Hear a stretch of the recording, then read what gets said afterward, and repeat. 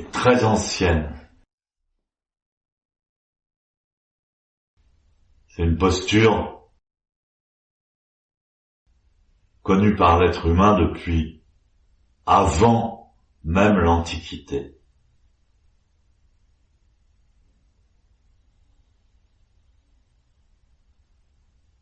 Elle a été expliquée dans des textes également extrêmement anciens comme la Bhagavad Gita ou les Védas. On a retrouvé des vestiges préhistoriques, aussi bien en Europe qu'en Russie.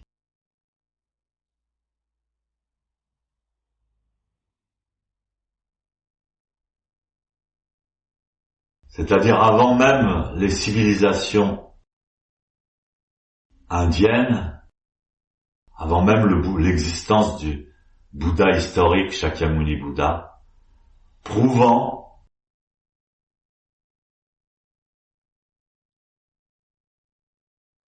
que cette pratique existait depuis la préhistoire.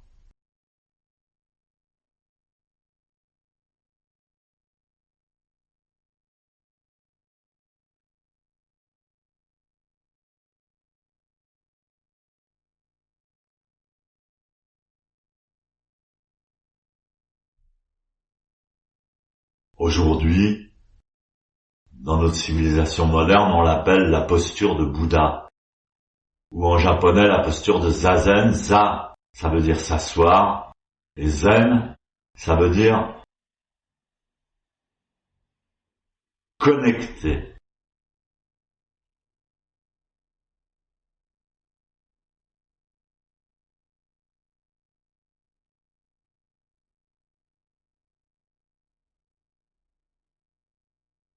Donc se connecter, c'est l'essence de la religion. Puisque religion, ça veut dire relier.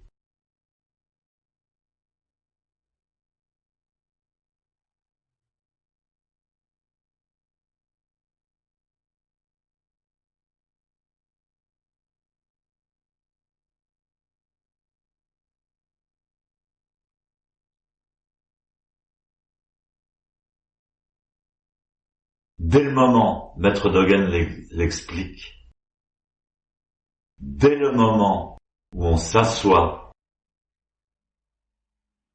dans cette posture du Bouddha, dès les premières secondes, la conscience change.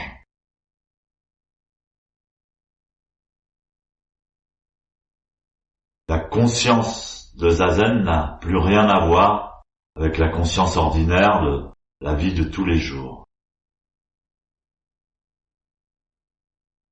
Il y a eu beaucoup de recherches scientifiques qui ont été faites, notamment au Japon, pour attester de ce fait.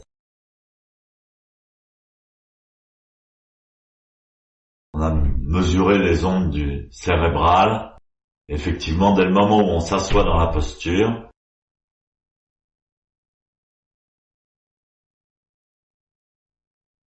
donc l'enseignement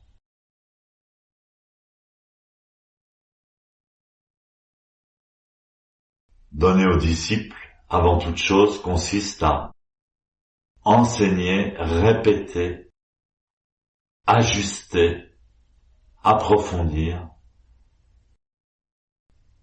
intégrer la posture correcte. Seulement la posture, la posture, la posture, la posture. Donc on répète, on devrait répéter ou peut-être se faire une liste des points importants jusqu'à ce que ça soit tellement intégré par le corps qu'on n'ait plus besoin d'y penser. Mais même encore là, même après 30 ans, 40 ans de pratique, on est encore en train de vérifier si la position des pouces, la position des mains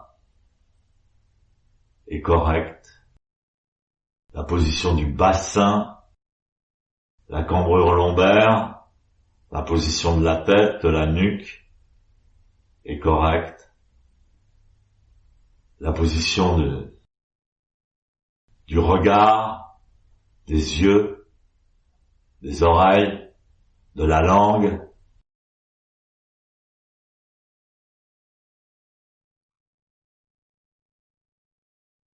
est correcte.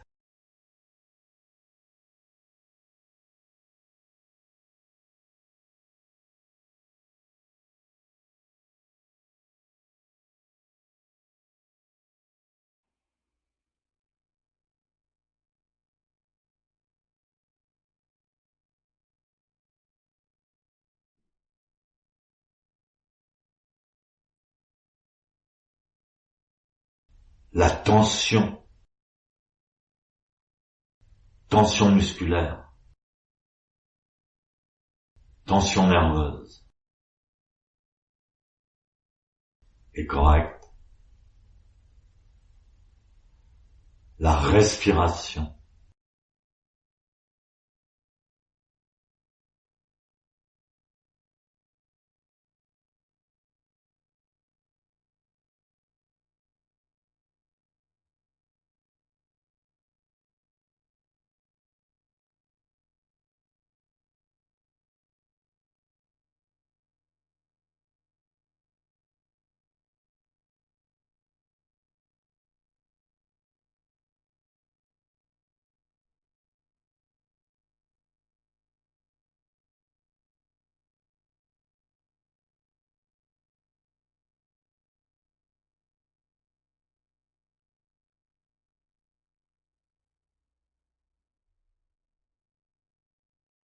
et alors, enfin on découvre la conscience du zazen.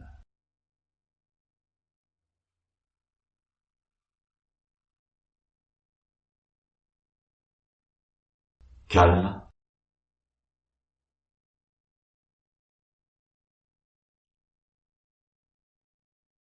transparente,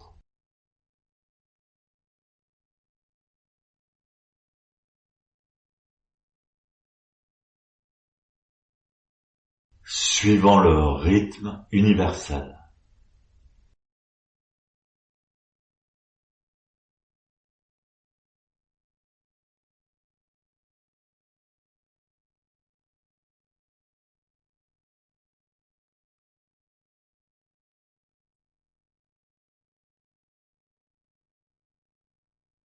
Bien entendu, quand je parlais de connexion avec l'univers,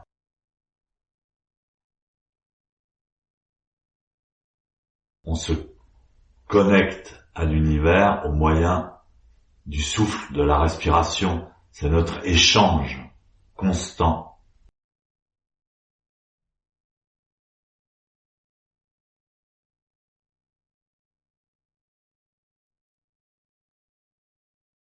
On échange par l'inspiration, on reçoit, on se nourrit,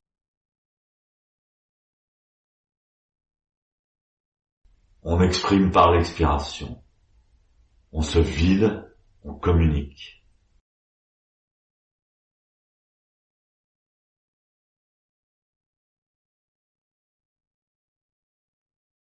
Il y a un échange constant. Le souffle, la respiration, c'est pas seulement de l'oxygène, c'est pas seulement de l'air, c'est aussi de l'énergie, donc vitale pour nous.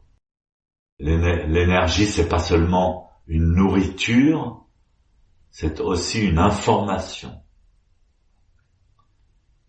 Toute énergie contient en elle-même une information. Donc c'est un échange d'informations.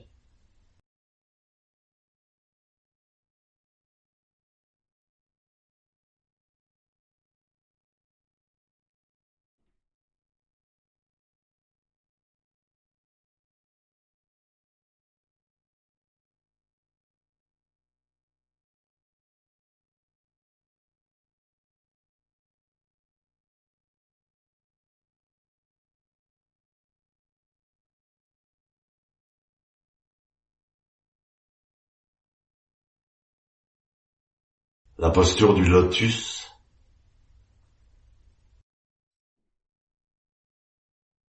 est tout à fait spécifique.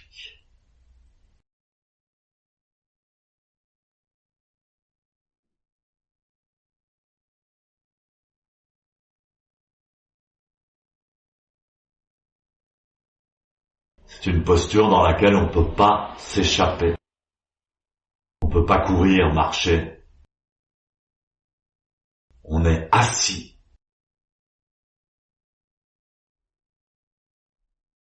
Mais malgré le fait qu'on soit assis,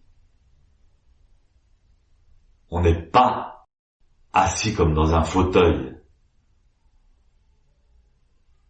On est dressé.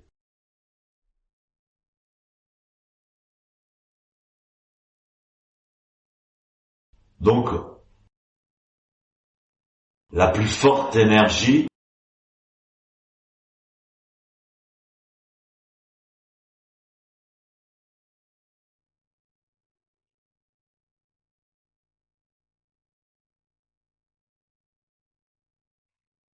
se mélange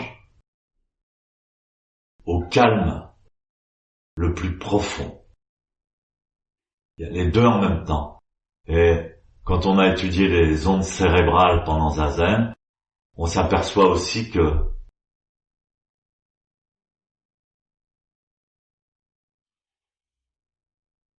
les ondes du sommeil profond s'expriment pendant Zazen en même temps que les ondes de l'éveil.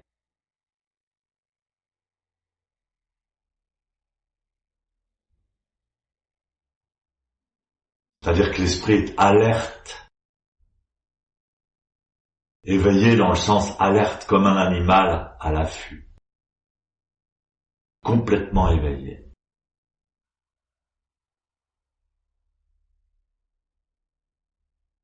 Simultanément,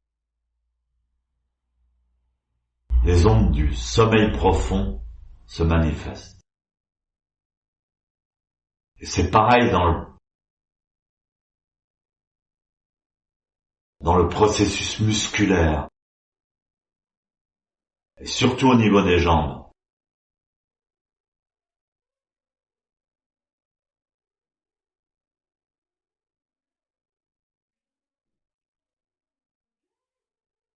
Si vous prenez la posture du lotus complet, plus vous relâchez la tension musculaire dans les jambes, plus vous relâchez les jambes, plus vos genoux vont s'enfoncer, vont s'imprimer dans le sol. Et plus votre colonne vertébrale va se dresser, plus votre corps va se dresser. Donc plus vous relâchez, plus vous tendez. Au niveau de la conscience,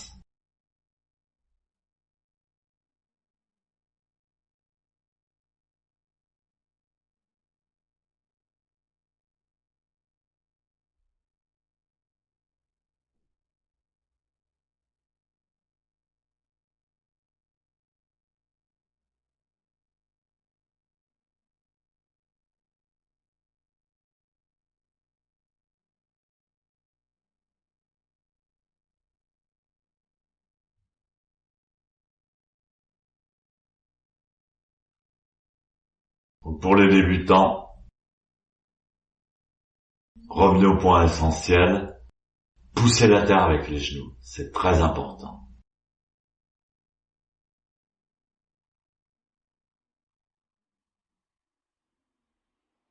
Poussez le ciel avec la tête.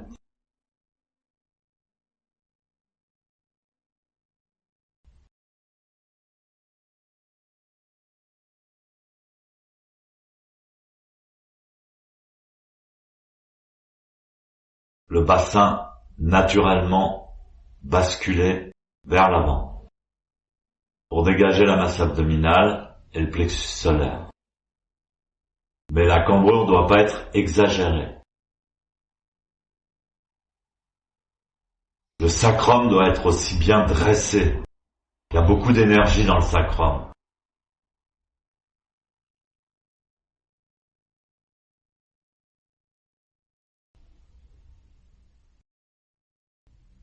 Position de la tête aussi.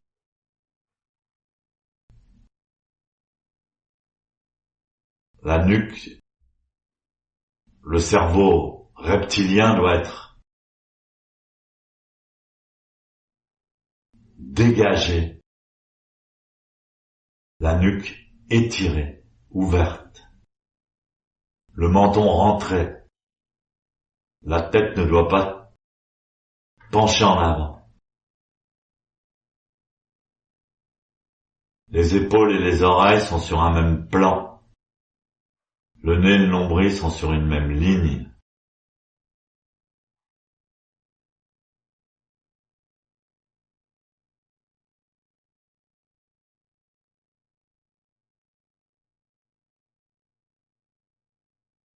Le périnée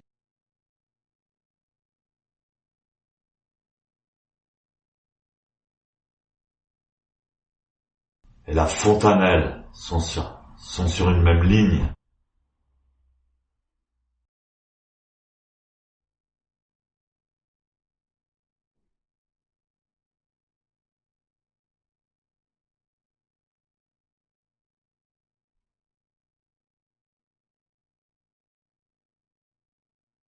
La position des mains.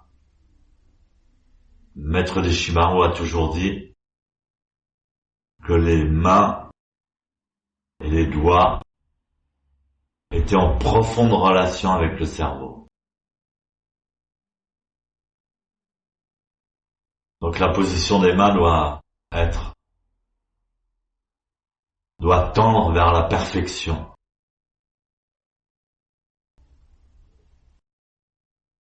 Elle a un potentiel extraordinaire. La main gauche doit être posée dans la main droite.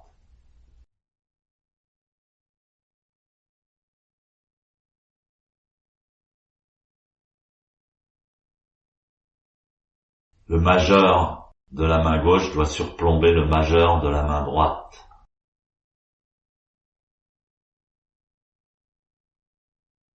Les doigts décontractés. Les pouces doivent être en contact l'un avec l'autre. Un contact très doux et très subtil, très sensuel.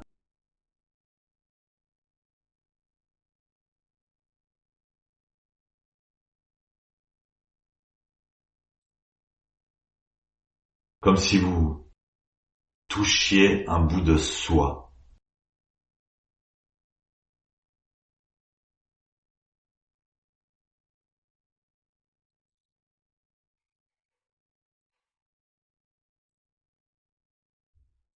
Les pouces se joignent à l'horizontale, exactement à l'horizontale. Ils ne doivent former ni montagne, ni vallée.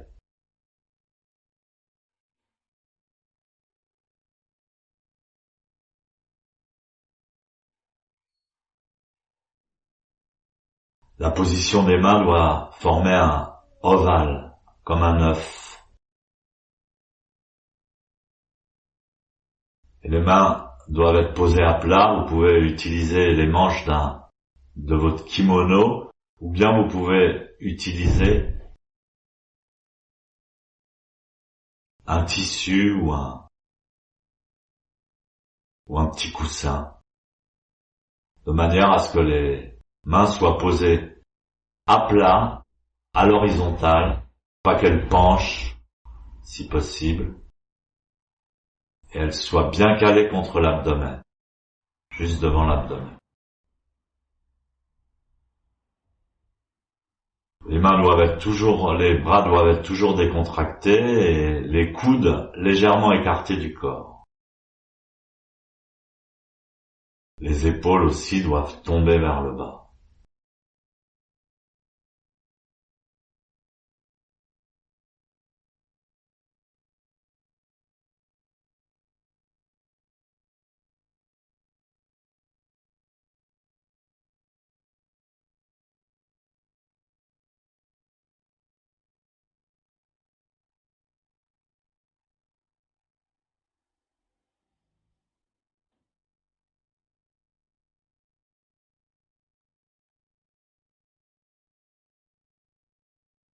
l'attention en un seul mot ou en deux mots. La tension ou l'attention.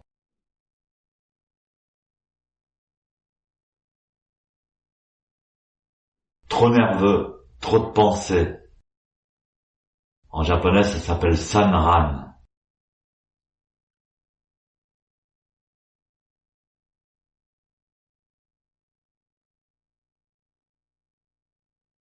À l'opposé, kontin en japonais. Avoir tendance à s'endormir. Pas de pensée, mais on s'endort. Quand vous êtes en kontin, forcez-vous à ouvrir les yeux. Dans la description de la posture de Zazen, on dit que les yeux doivent rester ouverts.